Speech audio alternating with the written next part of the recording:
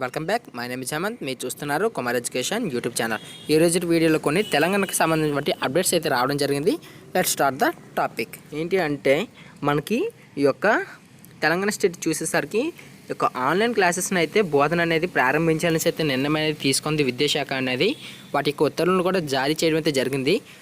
ఈ యొక్క విధులు ఏవైతే ఉన్నాయో వాటికి లెక్చరర్స్ ఎవరైతే ఉన్నారో అక్కడ స్టాఫ్ అనేది ఈ నెల 27 నుంచి అయితే మనకి అక్కడ విధుల్లో అనేది హాజరు కావాలని అయితే ఆదేశాలు అనేది ఇవ్వడం జరిగింది. వీటి యొక్క సుప్రీంకోర్టు ఆదేశాల ప్రకారం అయితే డిగ్రీ పీజీ పరీక్ష నిర్వహిస్తామని అయితే స్పష్టం చేసింది.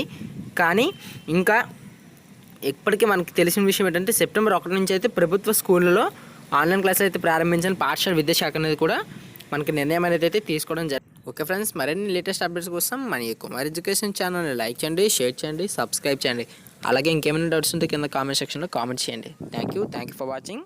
జై హింద్.